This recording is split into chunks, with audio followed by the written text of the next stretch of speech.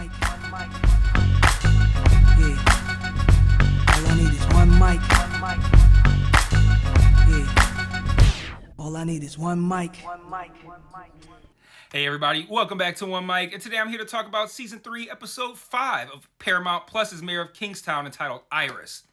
Before I even get started, I'm a little bit late with this video, but if you want to hear more in-depth thoughts of me talking about this episode, search Daily DVR in wherever you get your podcasts. The most recent episode is me talking about this episode of Mayor of Kingstown. It's like an hour and a half, 2 hours long.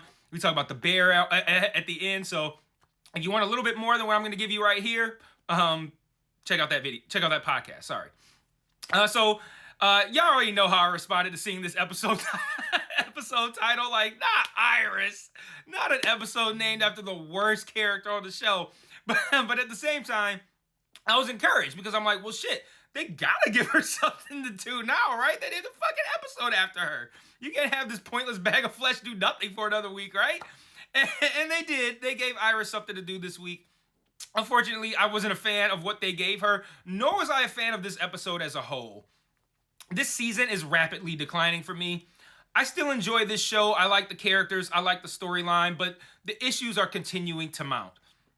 This season has developed a habit of unnecessarily muddying what's going on and doing these little fake outs where they lead the viewer to believe one thing and then do something else. And I don't enjoy being fucked with, especially don't enjoy it when it's pointless. Like, this season is treating fucking with me like a feature when it's really a bug. I can't get invested into this season if they're just gonna fuck around and be unclear about who's doing what and why, and for no reason other than to just continue to delay these revelations. Like, there are a lot of examples I can give you of this show hinting at one thing, zagging and doing something else, and then me going, what was even the point of the fake out? Like, they're doing this with inconsequential shit, and it makes it feel like they're doing it just to do it. So, let's get into what I'm talking about. Hey everybody, I just want to take a small break from this review to talk about the various other ways you can engage with me on other platforms. If you're so inclined, and I understand why you wouldn't, I am an acquired taste, but you can join the Patreon where you can get extra content like retro reviews, where I review old shows and movies to see if they still hold up today, Mike's Musings, where I talk about shows I'm watching that I don't cover on the channel, or Mike's VOD, where you can commission me to watch a show, which I will then review on the channel. And if you want to engage with me and chat with me more directly, I also implore you to join the Discord and follow the Facebook page. I set up channels in the Discord for all of us to discuss the shows I'm reviewing on the channel, and I also drop new videos in there since it's the easiest platform for me to share to from my phone. The Facebook can be really fun because I sort of live comment on shows I'm watching, often while under the influence, I'm not going to lie. And I'll also share news there, both about television and film, and about myself as well. So if you like my content, you want to be more engaged, you think I'm charming, or you simply want to show support, feel free to sign up for the Patreon or join the Discord or Facebook today. Links to all platforms are in every video description. Remember to share all my shit to your respective social media platforms. And now back to this review. In this episode alone, I can give you 3 examples of what I just described. The first is when the police captain makes it seem like Ian is in trouble, and we're like, oh shit, the shit with Charlie is about to come back and bite Ian in the ass. All the way up until the captain tells him he's actually done a good job. They play it like Ian's about to get in trouble. What was the point of that? Like, just some drama to manufacture for a few minutes to give you the opportunity to delay the resolution to that Charlie subplot even longer, to kick that down the road another few episodes? Like, they started the subplot with Charlie last season, and they give it like one scene every couple of episodes. And then the scene they gave it this week was a complete and total waste of time where they just jerked us off, and then we were about to come. They were like, psych, nothing to see here. Like, I don't know, maybe we'll advance the subplot another couple weeks. Good luck, guys. Like, see you then. Like, I just don't include the shit if you're gonna lie to me about what's happening just to have nothing fucking happen, and then you can fucking do it again in a couple of weeks. Another example is near the end when Iris is taken out on the boat deck to see this drug deal happen. Everything leading up to Iris going out on the deck felt like it was meant to make us think that something was about to happen to her. Episode is called Iris. One of Constantine's guys keeps eye-fucking her the whole time. The music was very ominous. Then she gets out there. She observes the drug deal. They even play this like I'm supposed to recognize the guy driving the boat. And then delivers the stunning, shocking news to Mike that Constantine is working with the AB. Like, no shit, Iris. Like, the show has been pointlessly coy with Constantine and Merle's involvement in what's happening on the streets, even though it's clearly them, and then treats the idea that Constantine is working with the racist whites like some kind of huge revelation. Again, what was the point of that? And then lastly, they're still fucking with us on the nature of Constantine's relationship with Iris. And I can't tell if they're purposely being unclear or if they think they're being clear and are just writing really shitty dialogue. Like, for starters, I didn't even like how Mike arrives at Constantine's bar, sees Iris sitting right there, and doesn't go, "What the fuck are you doing here, Iris?" Like, he totally underreacts in that moment. And then after the shooting, when Ian asked him why Iris was there, he's just like, "I don't fucking know," and then changes the subject to something else. Like, why didn't he have a proper reaction to seeing Iris with Constantine? Like, it played out like he expected her to be there. And he wouldn't have, because she went rogue with this whole plan in the first place. So, like, and I don't think they've done a good enough job of selling me on the idea that Mike doesn't know Iris. They've done too many scenes together. Iris has been involved with too many people within Mike's circle. Like, the gut reaction of the viewer in that moment should be, Mike's going to have a really strong reaction to seeing Iris sitting with Constantine, and then Mike doesn't react at all. Like, that was really fucking strange. Anyway, prior to Mike's arrival, she's all lovey-dovey with Constantine.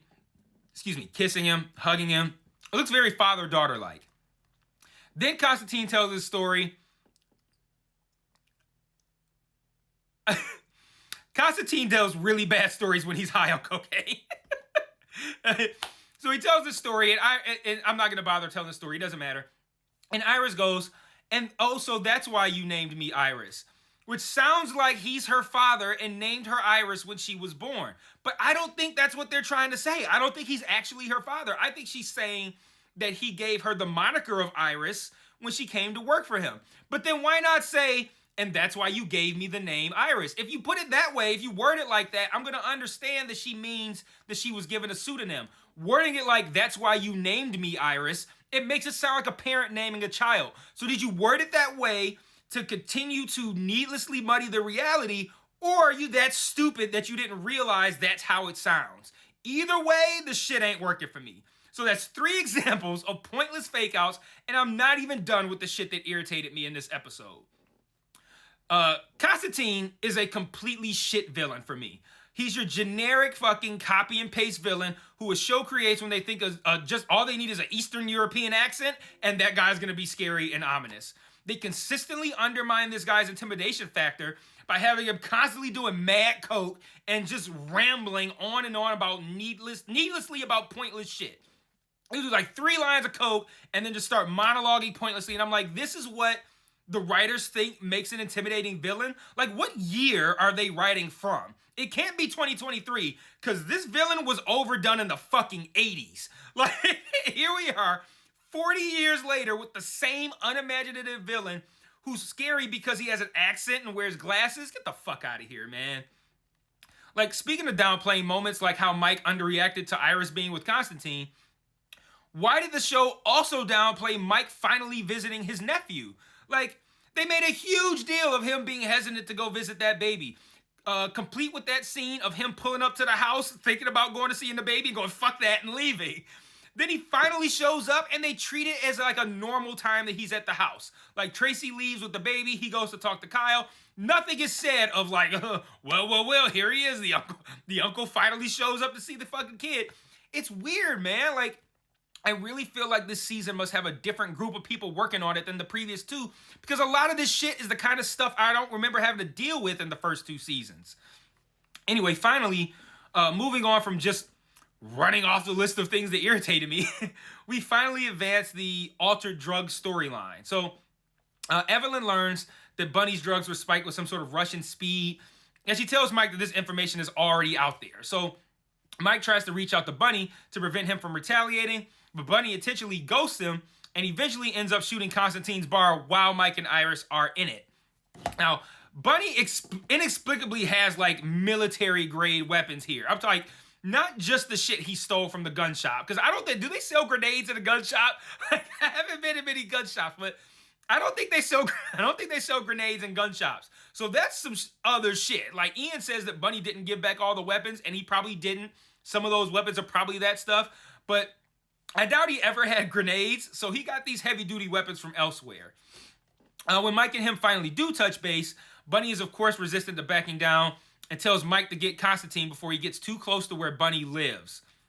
Before I get to how ominous of a statement that is, did anybody else kind of notice or make note that Bunny got out of his SUV and into the passenger seat of Mike's car? Like, I feel like that's so unusual. Like, he's either been sitting out front in season 1, he was sitting on the roof in season 2, and then now he's out getting in passenger seats of cars. Like, I don't know. I thought that was funny that they let Bunny move around this season. But anyway, like I said, that was a particularly ominous statement, given another nice little scene shared between Mike and Bunny's cousin Rhonda in this episode. That was really the best scene of the episode. Quiet, subtle, but those two have good chemistry.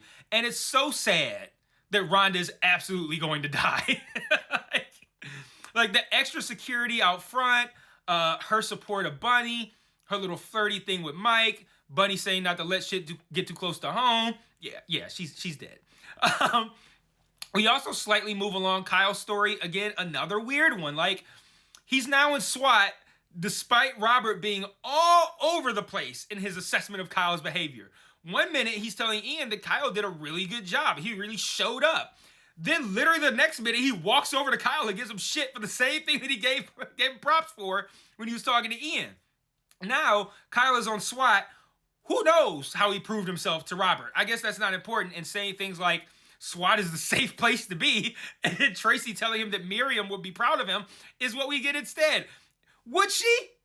Is SWAT safe?